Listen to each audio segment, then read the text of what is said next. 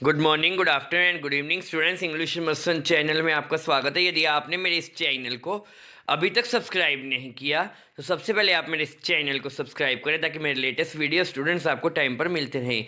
Students, इस video में हम क्लास 7th की जो इंग्लिश की न्यू फ्रेश वे इंग्लिश ग्रामर की बुक है उसका 18 चैप्टर होमोफोन्स डिस्कस करने जा रहे हैं। अब होमोफोन्स होता क्या है? Study the sentences. What the fare from Chandigarh to Delhi. Chandigarh से दिल्ली का कितना किराया लगता है? तो ठीक है, आगे आपको दे रखा है how did you fare in the test, यानी आपने टेस्ट में किस तरह से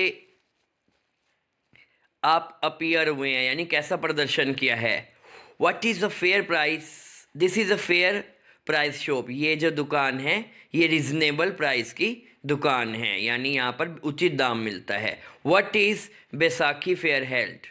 when is Baisakhi fair held? Baisakhi का मेला कब लगता है? तो इस तरह से जो वर्ड हैं आप देख रहे हैं, देखने बोलने में तो फेयर ही आएगा लेकिन इनकी जो स्पेलिंग है वो आपको डिफरेंट लग रही होगी। The word fair and fare have different spelling and meaning but pronounce alike, these are called homophones.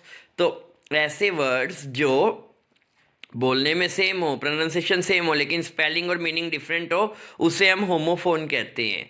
अब फेयर जो है उसके दो मीनिंग है, एक तो किराया और एक आप कैसा परफॉर्म करते हो टेस्ट में वो। दूसरा फेयर है एक सही दाम, उचित, और दूसरा जो फेयर है वो मेला होता है। तो ठीक है, होमोफोन क्या होते हैं? इस तरह से जो होमोफोन होते हैं ऐसे वर्ड जिनके मीनिंग और स्पेलिंग डिफरेंट हो लेकिन बोले एक जैसे जाते हो। अब homophone is a word that is pronounced like another word but has different spelling और meaning. Given below are the example of use of certain homophones. First number one is except. Except होता है, accept का मतलब होता है किसी चीज़ को आप स्वीकार करते हैं। Agree to receive something offered, I gladly accept your invitation to attend the function. मैंने दिल से आपका इन्विटेशन स्वीकार किया है। Agree to something, he has accepted my suggestions, उसने मेरे सुझावों को स्वीकार किया। अगला एक्सेप्ट होता है not including.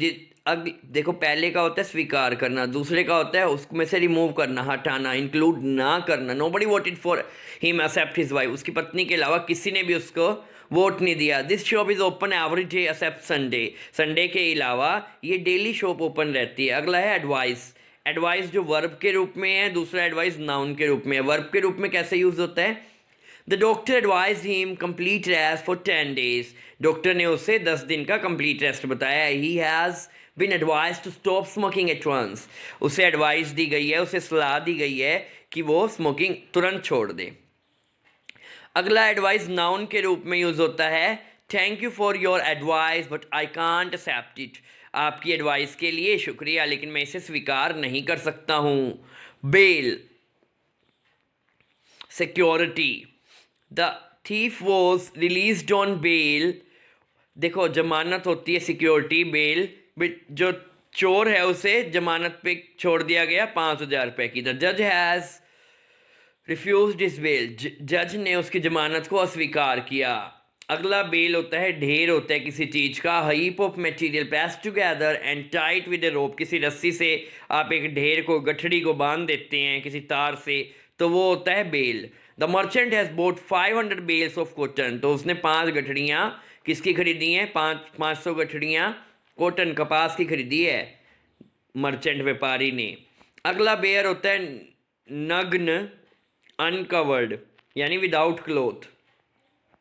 The culprit was given 10 lashes on his bare back, यानी उसको 10 बार मारा गया किस पे? उसकी नंगी कमर के ऊपर। ही हैज़ नो शूज, उसके पास कोई भी जूते नहीं हैं। हिज फीट आर बेयर, उसके पैर नंगे हैं क्योंकि उस पर जूते ही नहीं है। अनकवर यानी अनकवर करना। ही बेयर्ड हिज लेग, उसने अपनी टांगें दिखाई ताकि वो अपने घावों को दिखा सके।